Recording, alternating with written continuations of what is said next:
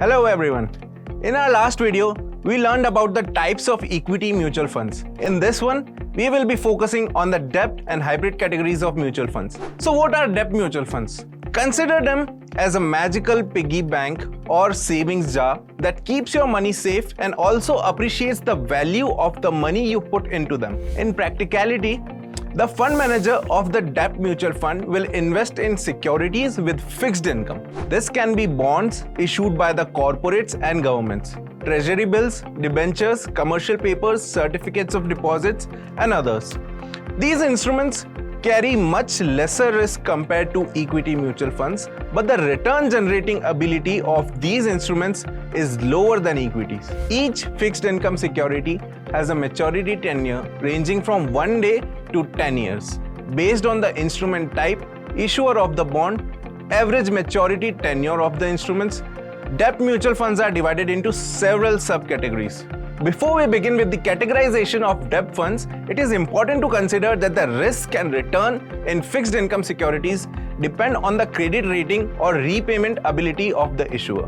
Bonds issued by the government are considered safe, but they have lesser returns compared to the bonds issued by corporations. The returns vary accordingly.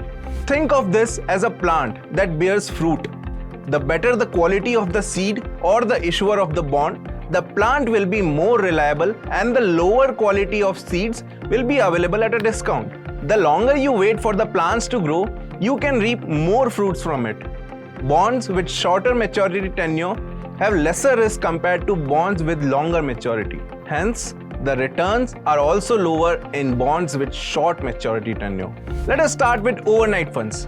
As the name suggests, the securities in these instruments have a maturity of 1 day. Liquid funds are mutual funds that primarily invest in debt and money market securities with a maturity of up to 91 days. Offering high liquidity, liquid funds are ideal for investors with short-term financial goals or those seeking an alternative to traditional savings account. Then comes the ultra-short duration fund, low duration fund, and money market fund.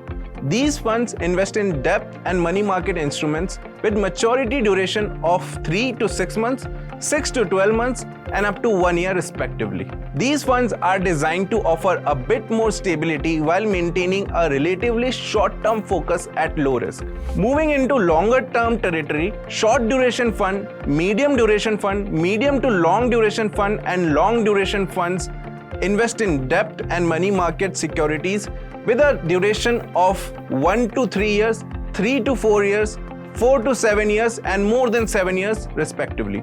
These funds are suitable for investors with a slightly higher risk tolerance and a longer investment horizon, as the risk as well as returns increase with an increase in the average maturity tenure of the securities. Dynamic bond funds provide flexibility by investing across various duration categories, allowing fund manager to adjust the portfolio based on interest rate movements and market conditions. Corporate bond funds category mandates a minimum of 80% investments in corporate bonds, specifically in AA plus and above rated corporate bonds.